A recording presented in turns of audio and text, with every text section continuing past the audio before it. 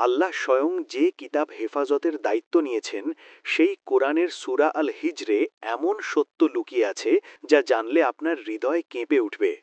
শয়তানের বিদ্রোহ, পাথরের শহরের ধ্বংস, ইব্রাহিমের ফেরেশতা মেহমান সব আজ উন্মোচিত হবে। আসসালামু আলাইকুম প্রিয় ভাই ও বোনেরা, আপনাদের স্বাগতম দা চ্যানেলে। যদি এখনও সাবস্ক্রাইব না করে থাকেন, এক্ষুনি সাবস্ক্রাইব বাটনে ক্লিক করুন এবং বেল আইকন চাপুন যাতে প্রতিটি নতুন ইসলামিক ভিডিও সবার আগে পান। আল্লাহর রহমতে আজ আমরা শুরু করছি সূরা আল হিজরের অসাধারণ গল্প। বিসমিল্লাহির রহমানির রহিম। আল কুরআনের ১৫ নম্বর সূরার নাম সূরা আল হিজর। এটি মক্কায় অবতীর্ণ একটি পূর্ণাঙ্গ সূরা, যেখানে মোট ৯৯টি আয়াত রয়েছে। আল হিজর শব্দের অর্থ পাথরের ভূমি বা পাথরের শহর। আরব উপদ্বীপের সেই প্রাচীন জনপদ যেখানে একসময় সামুদ জাতি বাস করত। এই সূরা শুরু হয়েছে মুকাত্তাআত হরফ দিয়ে, আলিফ, লাম, র। এই হরফগুলোর গভীর অর্থ কেবল আল্লাহই জানেন। এরপর আল্লাহ বলেছেন, এগুলো কিতাব ও সুস্পষ্ট কোরআনের আয়াত, অর্থাৎ এই কোরআন কোনো মানুষের রচনা নয়, এটি আল্লাহ পক্ষ থেকে অবতীর্ণ চিরন্তন সত্যের বাণী। এই সূরায় আল্লাহ কোরআনের সংরক্ষণ, আদম ইবলিসের ঘটনা, ইব্রাহিম লুতের কাহিনী এবং সামুদ জাতির ধ্বংসের কথা বর্ণনা করেছেন। সূরা আল হিজরের নবম আয়াতে আল্লাহ তাআলা এক অলৌকিক ঘোষণা দিয়েছেন, নিশ্চয়ই আমি এই কুরআন অবতীর্ণ করেছি এবং আমি এর হেফাজতকারী। ১৪০০ বছরেরও বেশি সময় ধরে কুরআন হুবহু একইভাবে সংরক্ষিত রয়েছে। একটি শব্দ পরিবর্তন হয়নি, একটি হরফও বাদ পড়েনি। পৃথিবীতে আর কোনো ধর্মগ্রন্থ এই দাবি করতে পারে না। তাওরাত, জাবুর, ইনজিল এই কিতাবগুলো মানুষের হাতে পরিবর্তিত হয়ে গেছে, কিন্তু কুরআন আল্লাহর সরাসরি হেফাজতে রয়েছে। আজ পৃথিবীতে লক্ষ লক্ষ হাফেজ কুরআনকে বুকের ভেতর ধারণ করে আছেন। এটি সংরক্ষণের জীবন্ত মিরাকল। সুবহান আল্লাহ! আল্লাহ শুধু কালি ও কাগজে নয়, মুমিনের হৃদয়েও কুরআন সংরক্ষণ করে রেখেছেন। সূরার শুরুর দিকে আল্লাহ তাআলা কাফিরদের পরিণতি সম্পর্কে সতর্ক করেছেন। তিনি বলেছেন, এমন একটি দিন আসবে যখন অস্বীকারীরা আফসোস করবে এবং মুসলমান হওয়ার আকাঙ্ক্ষা করবে, কিন্তু তখন আর সেই সুযোগ থাকবে না। মক্কার কাফিররা নবী মুহাম্মদ সাল্লাল্লাহু আলাইহি ওয়াসাল্লামকে বলতো পাগল বা মিথ্যাবাদী, কিন্তু আল্লাহ তার নবীকে সান্ত্বনা দিয়ে বললেন, আমরা জানি তোমার হৃদয় তাদের কথায় সংকুচিত হয়। আল্লাহর বিধান হল, যে সত্যকে জেনে শুনে প্রত্যাখ্যান করে তার হৃদয়ে মোহর পড়ে যায়। এই আয়াতটি আজকের প্রেক্ষাপটেও সমানভাবে প্রযোজ্য। যে ব্যক্তি সত্য জানার পরেও আল্লাহর পথ থেকে মুখ ফিরিয়ে নেয়, তার পরিণতি ভয়াবহ। সূরা আল হিজরের ১৬ নম্বর আয়াত থেকে আল্লাহ তার সৃষ্টির নিদর্শন বর্ণনা শুরু করেছেন। আল্লাহ বলেছেন, আমি আকাশে অনেক নক্ষত্রপুঞ্জ সৃষ্টি করেছি এবং দর্শকদের জন্য তা সুশোভিত করেছি। রাতের আকাশের লক্ষ কোটি তারা প্রতিটি আল্লাহর মহাশক্তির প্রমাণ। আধুনিক বিজ্ঞান আজ জানায় যে আমাদের একটি ছায়াপথেই কোটি কোটি নক্ষত্র আছে, আর এইরকম কোটি কোটি ছায়াপথ মহাবিশ্বে রয়েছে। এই বিশাল মহাবিশ্ব কি এমনিতেই তৈরি হতে পারে? কখনো না। এর পেছনে রয়েছেন মহাশক্তিমান এক স্রষ্টা। আল্লাহ আরও বলেছেন, এই নক্ষত্রগুলো আকাশকে শয়তান থেকে রক্ষা করে। কোনো শয়তান ফেরেশতাদের সংবাদ চুরি করতে পারে না। আল্লাহ তার সৃষ্টিকে পরিপূর্ণভাবে সংরক্ষিত রেখেছেন। সূরা আল হিজরে আল্লাহ বলেছেন, আমি আকাশ থেকে বৃষ্টি বর্ষণ করি এবং তোমাদের পানীয় দিই, তোমরা এর সংরক্ষক নও। কত গভীর সত্য! মানুষ পানি সংরক্ষণ করতে পারে, বাঁধ বানাতে পারে, কিন্তু পানির মূল উৎস তৈরি করতে পারে না। বৃষ্টির সেই চমৎকার চক্র, সমুদ্রের পানি বাষ্প হয়ে মেঘ, মেঘ থেকে বৃষ্টি, বৃষ্টি থেকে নদী, নদী থেকে সমুদ্র, এই পুরো সিস্টেম আল্লাহর নিখুঁত পরিকল্পনার ফল। আল্লাহ আরও বলেছেন, আমিই জীবন দিই এবং আমিই মৃত্যু দিই। আমাদের প্রতিটি শ্বাস আল্লাহর দান, প্রতিটি সূর্যোদয় আল্লাহর রহমত। আল্লাহর এই অফুরান্ত নিয়ামতের শুকরগুজারি আমাদের প্রতিটি মুহূর্তে করা উচিত। সূরা আল হিজরে আল্লাহ বলেছেন, আমি জমিনকে বিস্তৃত করেছি এবং তাতে পাহাড় স্থাপন করেছি। বিজ্ঞান আজ প্রমাণ করেছে যে পাহাড়গুলো পৃথিবীর ভূত্বককে স্থিতিশীল রাখে, এগুলো পৃথিবীর কম্পন কমায়। এটি কোরআনের এক বৈজ্ঞানিক মিরাকেল। আল্লাহ আরও বলেছেন, আমি তোমাদের জন্য জমিনে জীবিকার উপকরণ তৈরি করেছি এবং যাদের তোমরা রিজিক দাও না তাদের জন্যেও। শুধু মানুষ নয়, প্রতিটি পশু পাখি পোকামাকড় এমনকি সমুদ্রের গভীরের প্রাণীদের রিজিকও আল্লাহ নিশ্চিত করেন। এই পৃথিবীতে এমন কোনো সৃষ্টি নেই যার রিজিকের দায়িত্ব আল্লাহ নেননি। এটি আল্লাহর অসীম রহমতের নিদর্শন। তাই আল্লাহর উপর পূর্ণ তাওয়াক্কুল রাখুন। এবার সূরা আল হিজরের সবচেয়ে গুরুত্বপূর্ণ অধ্যায় শুরু হচ্ছে হযরত আদম আলাইহিস সালামের সৃষ্টির ঘটনা। আল্লাহ বলেছেন, আমি মানুষকে সৃষ্টি করেছি শুকনো ঠনঠনে মাটি থেকে, যা পচা কাদামাটি থেকে তৈরি। আরবিতে এই বিশেষ মাটিকে বলা হয়েছে সালসাল, শুকনো মাটি যা ঠোকা দিলে শব্দ করে, অনেকটা মাটির পাত্রের মতো। অপরদিকে জিনদের সৃষ্টি হয়েছে ধোঁয়াহীন আগুনের শিখা থেকে। আল্লাহ প্রথমে আদম আলাইহিসসালামের দেহ মাটি দিয়ে গড়েছেন, তারপর তাতে রূহ ফুঁকে দিয়েছেন। এই রূহ ফুঁকে দেওয়া অত্যন্ত রহস্যময়। রূহের প্রকৃত স্বরূপ সম্পর্কে আল্লাহ বলেছেন, এটি তার বিষয়, মানুষকে এ বিষয়ে অল্প জ্ঞান দেওয়া হয়েছে মাত্র। আদম আলাইহিসসাল্লামের সৃষ্টি সম্পন্ন হওয়ার পর আল্লাহ ফেরেশতাদের ও ইবলিসকে আদেশ দিলেন আদমকে সিজদা করতে। এই সিজদা ছিল সম্মানের সিজদা, ইবাদতের নয়। এটি ছিল আল্লাহর আদেশ পালনের পরীক্ষা এবং আদমের মর্যাদার স্বীকৃতি। আল্লাহ বললেন, যখন আমি তার আকৃতি সম্পন্ন করব এবং তাতে আমার রূহ ফুঁকে দেব, তখন তোমরা সিজদায় পড়ে যাও। আল্লাহর আদেশ পাওয়ার সাথে সাথে সমস্ত ফেরেশতা সকলে একযোগে সিজদায় পড়ে গেলেন। লক্ষ কোটি ফেরেশতা আল্লাহর আদেশে একটুও দেরি না করে তাৎক্ষণিকভাবে আদম আলাইহিসসালামকে সিজদা করলেন। ফেরেশতারা কখনো আল্লাহর আদেশ অমান্য করেন না। এটাই তাদের স্বভাবজাত বৈশিষ্ট্য।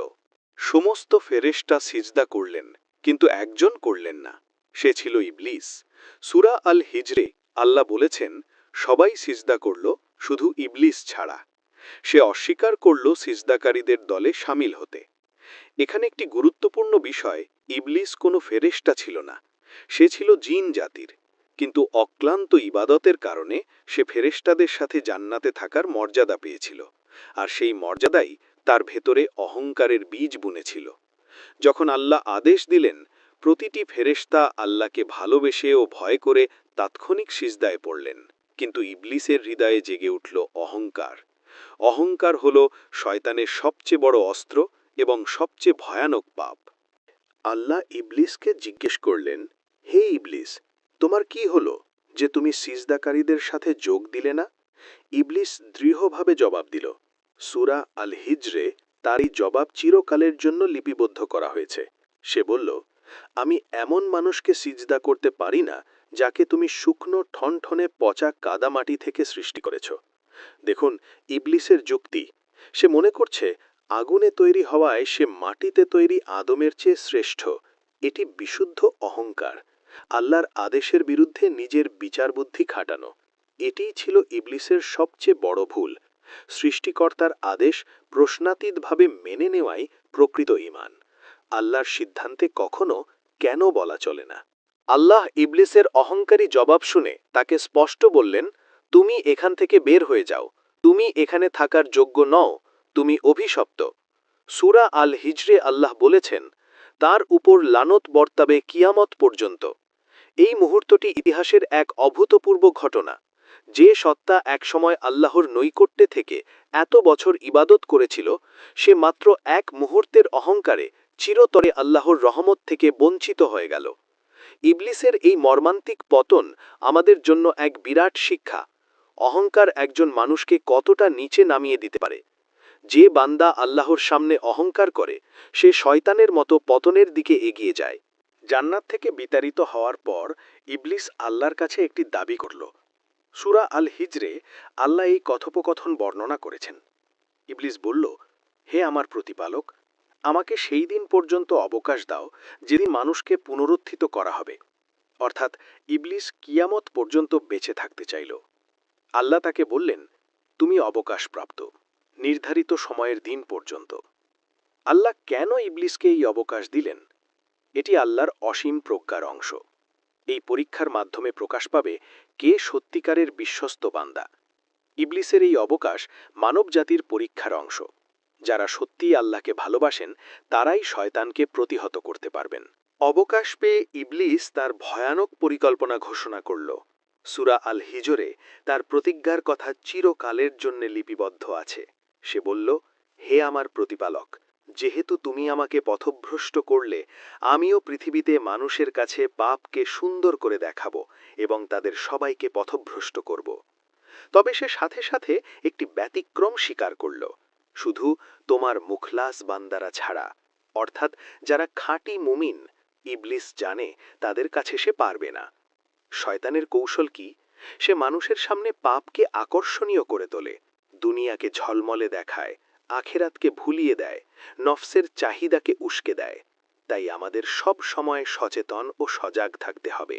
ইবলিসের হুমকির জবাবে আল্লাহ তাআলা যা বললেন তা মুমিনদের জন্য পরম আশ্বাসের বাণী। সূরা আল হিজরে আল্লাহ বলেছেন, এটি আমার সরল পথ, আমার বান্দাদের উপর তোমার কোনো ক্ষমতা নেই। কত বড় আশ্বাস! আল্লাহ নিজে ঘোষণা দিচ্ছেন শয়তান তার প্রকৃত বান্দাদের কিছুই করতে পারবে না।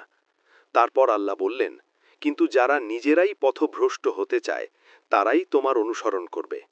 এই আয়াতে গুরুত্বপূর্ণ সত্য, শয়তান মানুষকে জোর করে পাপে নামাতে পারে না।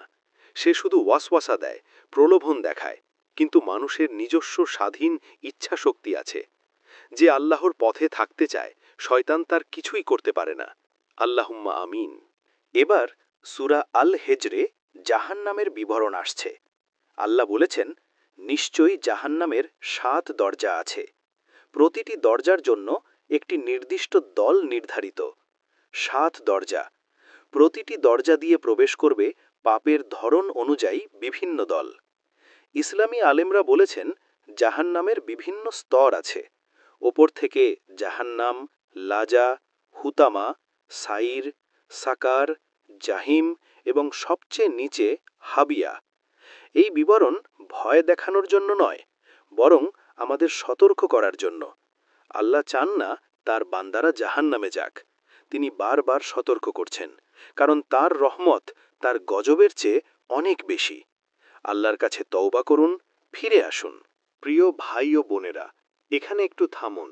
কমেন্টে লিখুন আল্লাহু আকবার, যদি আপনি বিশ্বাস করেন আল্লাহই শয়তানের কুমন্ত্রণা থেকে আমাদের রক্ষা করতে পারেন। চলুন সকলে একসাথে আল্লাহর মহত্ব ঘোষণা করি। জাহান্নামের ভয়াবহ বর্ণনার পরপরই আল্লাহ তাআলা জান্নাতের অপূর্ব চিত্র তুলে ধরেছেন। সূরা আল হিজরে আল্লাহ বলেছেন, নিশ্চয়ই মুত্তাকিরা থাকবে জান্নাতে ও ঝর্ণাসমূহে। জান্নাতে প্রবেশের সময় তাদের বলা হবে, শান্তি ও নিরাপত্তার সাথে এখানে প্রবেশ করো। সেখানে কোনো কষ্ট নেই, ভয় নেই, দুঃখ নেই। নবী মুহাম্মদ সাল্লাল্লাহু আলাইহি ওয়াসাল্লাম বলেছেন, জান্নাতে এমন নিয়ামত আছে যা কোনো চোখ দেখেনি, কোনো কান শোনেনি, কোনো মনে কল্পনাও আসেনি। দুনিয়ার সমস্ত কষ্ট সেই জান্নাতের মাত্র এক মুহূর্তের আনন্দের তুলনায় কিছুই না। তাহলে আসুন জান্নাতের জন্য আমরা প্রস্তুতি নেই। প্রতিটি ভালো কাজ, প্রতিটি নামাজ, প্রতিটি কষ্ট, সব বিনিয়োগ জান্নাতের পথে। দুনিয়ায় আমরা কত মানুষের সাথে মনোমালিন্যে পড়ি, কত রাগ, কত অভিমান, কিন্তু জান্নাতে আল্লাহ সব হিংসা, রাগ, বিদ্বেষ অন্তর থেকে মুছে দেবেন। জান্নাতীরা একে অপরের প্রতি সম্পূর্ণ ভালোবাসা ও শান্তি নিয়ে থাকবেন। আল্লাহ আরও বলেছেন, তারা বলবে, আল্লাহর শুকুর, যিনি আমাদের এই প্রতিশ্রুতি পূরণ করেছেন। জান্নাতে গিয়ে তারা অনুভব করবেন দুনিয়ার প্রতিটি কষ্ট, প্রতিটি নামাজ, প্রতিটি রোজা সব সার্থক হয়েছে। তাই দুনিয়ার কষ্টে হতাশ হওয়া চলবে না। জান্নাতের পথে প্রতিটি কষ্টই পুরস্কার। এখন সূরা আল হিজরের দ্বিতীয় বড় অংশে আসছি, হযরত ইব্রাহিম আলাইহিসসালামের ঘটনা। আল্লাহ বলেছেন, তাদের কাছে আমার মেহমানদের, ফেরেশতাদের ঘটনা বর্ণনা করুন। একদিন হযরত ইব্রাহিম আলাইহিসসালামের কাছে কিছু অপরিচিত মেহমান এলেন। তারা বললেন, সালামুন। ইব্রাহিম আলাইহিসসালাম তাদের খাবার পরিবেশন করলেন, কিন্তু দেখলেন তারা হাত বাড়াচ্ছেন না। তিনি ভয় পেলেন। তারা বললেন, ভয় পাবেন না। এরা ছিলেন আল্লাহর ফেরেশতা, মানুষের আকৃতিতে এসেছিলেন। তাদের কাছে দুটি মিশন ছিল। প্রথমটি একটি সুসংবাদ নিয়ে, দ্বিতীয়টি একটি ভয়াবহ দায়িত্ব নিয়ে। এই ঘটনায় আমরা দেখি আল্লাহ তার বিশেষ বান্দাদের কাছে বিশেষ বার্তা পাঠান। ফেরেশতারা হযরত ইব্রাহিম আলাইহিসসালামকে প্রথম সুসংবাদ দিলেন। সূরা আল হিজরে আল্লাহ বলেছেন, আমরা আপনাকে একটি জ্ঞানী পুত্রের সুসংবাদ দিচ্ছি। এই পুত্র হলেন হযরত ইসহাক আলাইহিসসালাম। হযরত ইব্রাহিম আলাইহিসসালামের তখন বহু বছর বয়স। তার স্ত্রী হযরত সারা রাদিয়াল্লাহু আনহাও বৃদ্ধা। এই বৃদ্ধ বয়সে সন্তানের সুসংবাদে তিনি অবাক হয়ে বললেন, এত বৃদ্ধ বয়সে আমাকে সুসংবাদ দিচ্ছ কেন? ফেরেশতারা জানালেন, আমরা সত্য সুসংবাদ দিচ্ছি, আপনি হতাশ হবেন না। আল্লাহর কাছে কোনো কিছুই অসম্ভব নয়। তিনি কুন বললেই সব হয়ে যায়। বার্ধক্যে সন্তান, মরা জমিনে জীবন, অন্ধকারে আলো, সব আল্লাহর ইশারায় হয়। তাই কখনো আল্লাহর রহমত থেকে নিরাশ হওয়া চলবে না। সুসংবাদের পর হযরত ইব্রাহিম আলাইহিসসালাম জিজ্ঞেস করলেন, হে ফেরেশতারা, তোমাদের আসল মিশন কি? ফেরেশতারা জানালেন, তারা একটি বিশেষ দায়িত্বে এসেছেন, লূত আলাইহিসসালামের কওমকে আল্লাহর শাস্তি দেওয়ার জন্য। সূরা আল হিজরে আল্লাহ বলেছেন, তারা বলল, আমরা এক অপরাধী জাতির কাছে পাঠানো হয়েছি। এই ঘটনায় আমরা আল্লাহর ন্যায় বিচারের নিখুঁততা দেখতে পাই। আল্লাহ শাস্তি দেওয়ার আগে ফেরেশতাদের পাঠান, সকল বিষয়ে যাচাই করেন, তারপরই সিদ্ধান্ত কার্যকর করেন। আল্লাহ কারও উপর বিন্দুমাত্র অবিচার করেন না। যে জাতি আল্লাহর সীমা অতিক্রম করে তাদের পরিণতি ভয়াবহ হয়, কিন্তু শাস্তি আসার আগে আল্লাহ বারবার সুযোগ দেন। ফেরেশতারা হযরত লূত আলাইহিসসালামের শহরের দিকে রওনা দিলেন। তারা সুন্দর যুবকের আকৃতিতে এলেন। হযরত লূত আলাইহিসসালাম তাদের দেখে অত্যন্ত চিন্তিত ও উদ্বিগ্ন হয়ে পড়লেন। সূরা আল হিজরে আল্লাহ বলেছেন, যখন ফেরেশতারা লূতের কাছে এলেন, লূত ব্যথিত ও সংকুচিত হয়ে পড়লেন এবং বললেন, আজকের দিনটি বড় কঠিন। কেন এত চিন্তিত? কারণ হযরত লূত আলাইহিসসালাম জানতেন তার কওম কতটা বিকৃত ও পাপাচারী। তিনি ভয় পেলেন মেহমানদের কি হবে। এটি একজন নবীর মানসিক যন্ত্রণার চিত্র। কওমের পাপ দেখে তিনি কতটা কষ্ট পেতেন তাই মুহূর্তে স্পষ্ট। ভাই ও বোনেরা, কমেন্টে লিখুন সুবহানাল্লাহ যদি আপনি বিশ্বাস করেন আল্লাহ তওবাকারীদের ক্ষমা করেন এবং তার আযাব থেকে রক্ষা করেন। আল্লাহ তওবা কবুলকারী ও পরম দয়ালু। হযরত লূত আলাইহিসসালামের কওম সংবাদ পেল সুন্দর মেহমান এসেছেন। সাথে সাথে পাপাচারী লোকেরা দল বেঁধে তার বাড়ির দিকে ছুটে আসলো। এই কওমের পাপ ছিল সবচেয়ে ঘৃণ্য ও বিকৃত, পুরুষে পুরুষে অশ্লীলতায় লিপ্ত হওয়া, যা প্রকৃতি ও মানবতার সম্পূর্ণ বিরুদ্ধে। হযরত লূত আলাইহিসসালাম বারবার সতর্ক করেছিলেন, কিন্তু তারা শোনেনি। এমনকি তারা তাকে হুমকিও দিয়েছিল। আল কুরআন জানায়, এই ধরনের অপকর্ম আল্লাহর কাছে কত বড় পাপ। আল্লাহ এই পাপের কারণে গোটা জাতিকে ধ্বংস করে দিয়েছিলেন। এটি আজকের দুনিয়ার জন্য বিরাট সতর্কতা। সমাজে যখন পাপকে স্বাভাবিক করা হয়, তখন আল্লাহর আযাব দূরে থাকে না। হযরত লূত আলাইহিসসালাম পাপাচারী জনতাকে থামানোর চেষ্টা করলেন, বোঝানোর চেষ্টা করলেন, কিন্তু তারা শুনল না। ঠিক এই সংকটময় মুহূর্তে ফেরেশতারা তাদের আসল পরিচয় প্রকাশ করলেন। সূরা আল হিজরে আল্লাহ বলেছেন, ফেরেশতারা বললেন, হে লূত, আমরা আপনার প্রতিপালকের দূত। এরা আপনার কোনো ক্ষতি করতে পারবে না। তারপর তারা হযরত লূতকে নির্দেশ দিলেন, রাতের কিছু অংশে পরিবার নিয়ে বের হয়ে যান। আপনার স্ত্রী ছাড়া সে পিছনে থেকে যাবে। হযরত লূতের স্ত্রী তার কওমের সাথে বিশ্বাসঘাতকতায় যুক্ত ছিলেন, নবীর মিশনে সহযোগী ছিলেন না। নিকটতম সম্পর্কও যদি ঈমানের শত্রু হয় তাহলে তা কোনো কাজে আসে না। রাতের অন্ধকারে হযরত লূত আলাইহিসসালাম পরিবার নিয়ে নিঃশব্দে শহর ছেড়ে বের হলেন। ফেরেশতারা বলেছিলেন, পিছনে তাকাবেন না। সুবহে সাদেকের আগেই তারা নিরাপদ দূরত্বে চলে গেলেন। এরপর আল্লাহর আযাব নামল।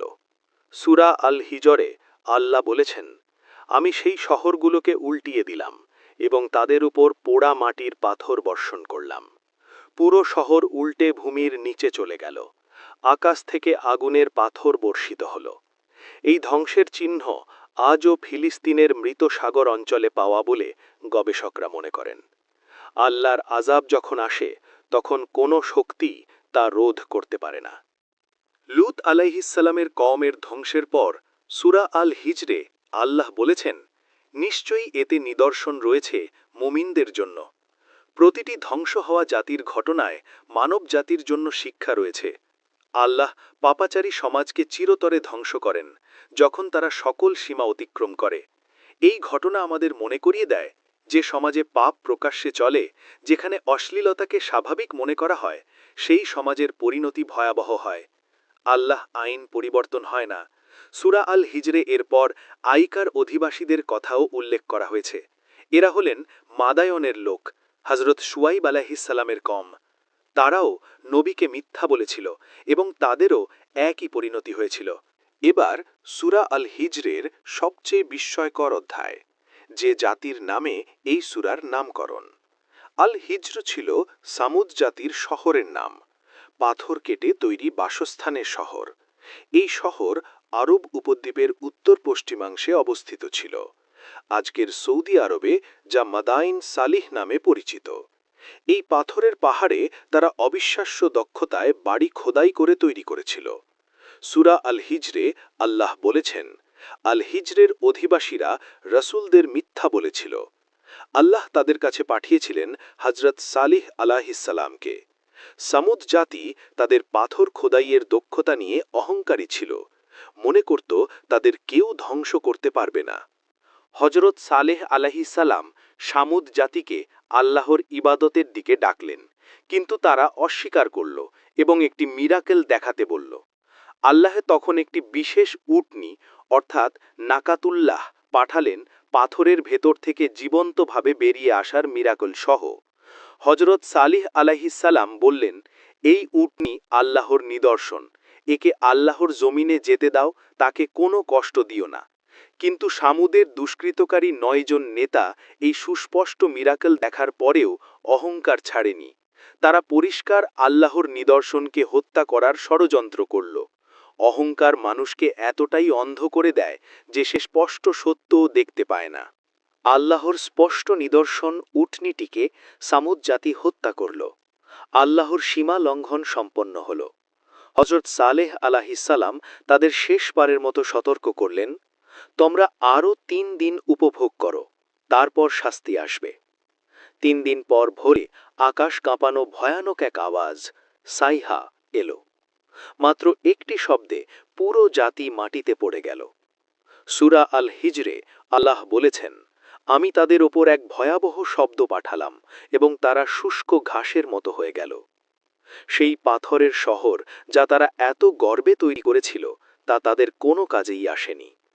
আল্লাহর আযাব থেকে পাথরের দেয়ালও রক্ষা করতে পারে না। প্রিয় দর্শক, কমেন্টে লিখুন, আল্লাহ আমাকে হেফাজত করুন। আপনিও কি চান আল্লাহর আযাব থেকে নিরাপদ থাকতে? সকলে একসাথে এই দোয়া করি, আল্লাহ আমাদের সকলকে কবুল করুন, আমিন। সামুদ জাতির ধ্বংসের পর আল্লাহ একটি গুরুত্বপূর্ণ কথা বললেন। সূরা আল হিজরে আল্লাহ বলেছেন যে নিশ্চয়ই এই আযাব দিয়েছেন সেই আল্লাহ, যিনি সৃষ্টি করেছেন ও প্রতিটি বস্তুর পরিমাণ নির্ধারণ করেছেন। এই আয়াতে ইসলামের মূল আকীদা তাকদীর স্পষ্ট হয়। আল্লাহ সবকিছু পূর্ব নির্ধারিত করে রেখেছেন। সামুদ জাতির পাপ, তাদের পতন, তাদের শাস্তি সব আল্লাহর জ্ঞানে ছিল। প্রতিটি ঘটনায় আল্লাহর প্রজ্ঞা ও ন্যায় বিচার কাজ করেছে। আমরা যখন দুনিয়ায় কষ্ট পাই তখন ভাবি কেন, কিন্তু আল্লাহর প্রতিটি সিদ্ধান্তে গভীর হিকমত আছে। তাই সকল অবস্থায় আল্লাহর উপর তাওয়াক্কুল করাই প্রকৃত মুমিনের পরিচয়। এবার সূরা আল হিজরের একটি অত্যন্ত মর্যাদাপূর্ণ আয়াত, সাবআ মিনাল মাসানি। সূরা আল হিজরের ৮৭ নম্বর আয়াতে আল্লাহ বলেছেন, আমি আপনাকে দিয়েছি বারবার পঠিত ৭টি আয়াত এবং মহান কোরআন। ইসলামী আলেমদের বিশুদ্ধ মত অনুযায়ী এই সাবআ মিনাল মাসানি হল সূরা আল ফাতিহা।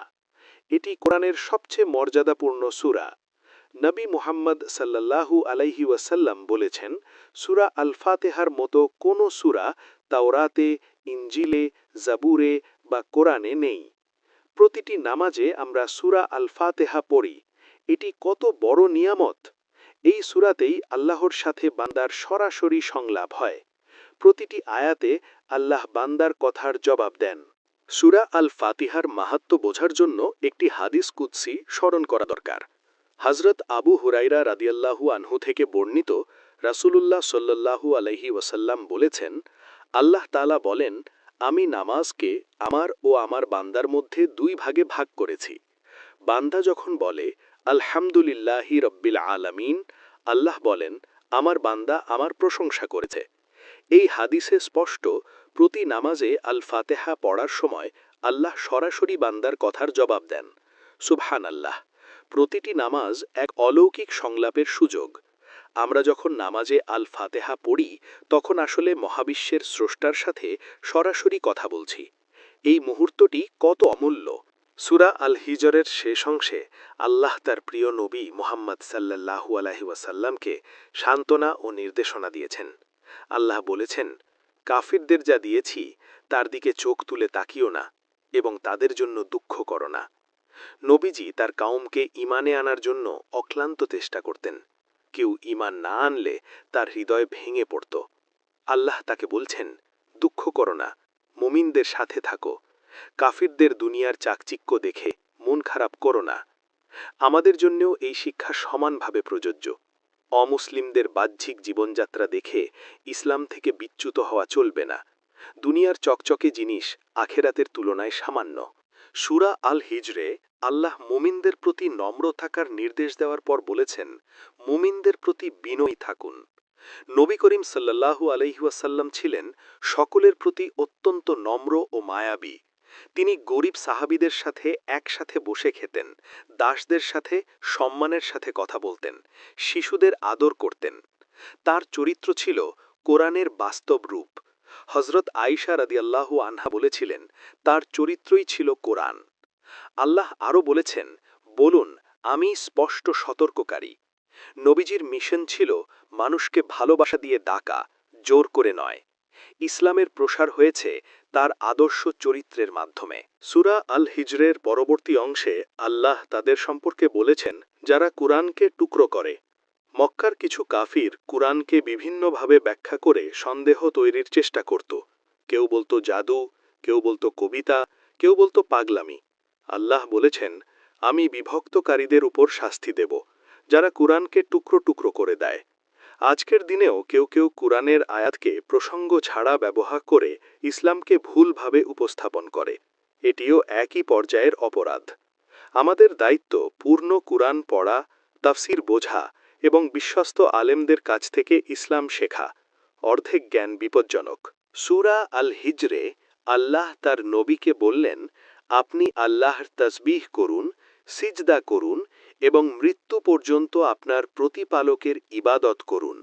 এই নির্দেশটি মুমিনের জীবনের মূল পথ নির্দেশিকা। তাসবিহ অর্থাৎ সুবহানাল্লাহ বলা, আল্লাহকে সব দোষ ত্রুটি থেকে পবিত্র ঘোষণা করা। সিজদা অর্থাৎ নামাজ, আল্লাহর সামনে সবচেয়ে বিনয়ী অবস্থানে যাওয়া। আর মৃত্যু পর্যন্ত ইবাদত মানে ইসলামে কোনো অবসর নেই।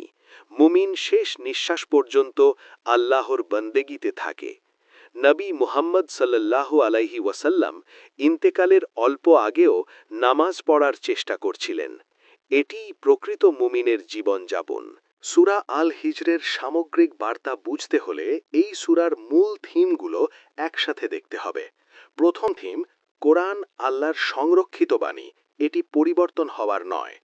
দ্বিতীয় থিম, আল্লাহর সৃষ্টির বিশালতা তাকে চেনার পথ দেখায়। তৃতীয় থিম, অহংকার সবচেয়ে বড় পাপ, ইবলিসের পতন এর জীবন্ত প্রমাণ। চতুর্থ থিম, আল্লাহর ন্যায় বিচার অলঙ্ঘনীয়, সামুদ ও কওমে লূত এর দলিল। পঞ্চম থিম, আল্লাহর রহমত তার গজবের চেয়ে বেশি, জান্নাতের বিবরণী এর প্রমাণ। ষষ্ঠ থিম, ইবাদত ও তাওয়াক্কুলি মুমিনের অস্ত্র। এই ছয়টি বিষয় একজন মুমিনের জীবনকে পরিপূর্ণ করে তুলতে পারে। সূরা আল হিজর কেবল ইতিহাস নয়, এটি আমাদের আজকের জীবনের পথ নির্দেশিকা। সূরা আল হিজর থেকে আমাদের ব্যক্তিগত জীবনে প্রয়োগযোগ্য গুরুত্বপূর্ণ শিক্ষা নিয়ে আলোচনা করি। প্রথম শিক্ষা, প্রতিদিন কোরআন তেলাওয়াত করুন। আল্লাহ নিজে এর হেফাজত করছেন। পড়ার সুযোগ অমূল্য। দ্বিতীয় শিক্ষা, অহংকার এড়িয়ে চলুন। এক মুহূর্তের অহংকার ইবলিসকে চিরন্তন অভিশাপে ফেলেছিল। তৃতীয় শিক্ষা, পরিবার ও সমাজকে পাপ থেকে রক্ষা করুন। চতুর্থ শিক্ষা, দুনিয়ার ঝলকানিতে প্রতারিত হবেন না। পাথরের শহর তৈরি করেও সামুদ জাতি রক্ষা পায়নি। পঞ্চম শিক্ষা, নামাজকে ভালোবাসুন। প্রতি রাকাতে আল ফাতিহা পড়ার সময় মনে রাখুন আল্লাহ সরাসরি সাড়া দিচ্ছেন। ষষ্ঠ শিক্ষা, যে কোনো পরিস্থিতিতে আল্লাহর ওপর তাওয়াক্কুল রাখুন। সূরা আল হিজরে একটি বিশেষ আয়াত রয়েছে। আল্লাহ তার নবীকে বলেছেন, আমি জানি তোমার বুক সংকুচিত হয় তাদের কথায়। এই আয়াতে একটি চিরন্তন বার্তা। আল্লাহ তার বান্দার মনের কষ্ট জানেন এবং অনুভব করেন। যখন আপনি সত্য বলতে গিয়ে মানুষের কাছে অপমানিত হন, আল্লাহ তা জানেন। যখন দিনের পথে চলতে গিয়ে পরিবার বা সমাজের চাপ অনুভব করেন, আল্লাহ তা দেখছেন। যখন একা মনে হয়, আল্লাহ সাথে আছেন। নবীজি সাল্লাল্লাহু আলাইহি ওয়াসাল্লামের মতো মানুষের উপহাস সহ্য করেও সত্যের পথে অটল থাকাই প্রকৃত ঈমানের পরিচয়। আল্লাহের প্রতিশ্রুতি, মুমিনরা কখনো হারবে না। দুনিয়ায় কষ্ট থাকলেও আখেরাতে পরিপূর্ণ পুরস্কার অপেক্ষা করছে। সূরা আল হিজরের শেষ আয়াতে আল্লাহ বলেছেন, আপনার প্রতিপালকের ইবাদত করুন যতক্ষণ না আপনার কাছে ইয়াকিন অর্থাৎ মৃত্যু আসে। এটি জীবনের সবচেয়ে গুরুত্বপূর্ণ নির্দেশ। মুমিনের কোনো অবসর নেই। যতদিন বেঁচে আছেন, নামাজ, রোজা, জিকির, দোয়া, সৎকাজ সব চলতে থাকবে। কারণ আমরা জানি না কখন মৃত্যু আসবে, হয়তো এখনই। রাসূলুল্লাহ সাল্লাল্লাহু আলাইহি ওয়াসাল্লাম বলেছেন, যখন মানুষ মারা যায় তার আমল বন্ধ হয় তিনটি ছাড়া: সাদাকায়ে জারিয়া, উপকারী ইলম এবং নেক সন্তান যে দোয়া করে। তাহলে আসুন আজ থেকেই এই তিনটি আমলে সক্রিয় হই। সময় থাকতে সঠিক বিনিয়োগ করুন। প্রিয় ভাই ও বোনেরা, আমরা আজ সূরা আল হিজরের এক অসাধারণ সফর সম্পন্ন করলাম। এই সূরায় আল্লাহ আমাদের শিখিয়েছেন, কোরআনকে ধরে রাখুন, এটি আল্লাহর সংরক্ষিত আমানত। অহংকারকে বিদায় দিন, ইবলিসের পতন থেকে শিক্ষা নিন। পরিবারকে পাপাচার থেকে রক্ষা করুন, লূত আলাইহিস সালামের মতো দৃঢ় থাকুন। দুনিয়ার চাকচিক্যে প্রতারিত হবেন না। সামুদের পাথরের শহর তাদের বাঁচাতে পারেনি। প্রতিটি নামাজে আল ফাতিহা পড়ার সময় অনুভব করুন আল্লাহ আপনার সাথে কথা বলছেন। আল্লাহ আমাদের সকলকে কোরআন বোঝার, মানার ও জীবনে প্রয়োগ করার তৌফিক দিন। আমিন। যদি এই ভিডিওটি আপনার উপকারে এসে থাকে, তাহলে ইসলামের রাস্তা চ্যানেলটি সাবস্ক্রাইব করুন এবং প্রিয়জনদের সাথে শেয়ার করুন। জাযাকাল্লাহু খায়রান।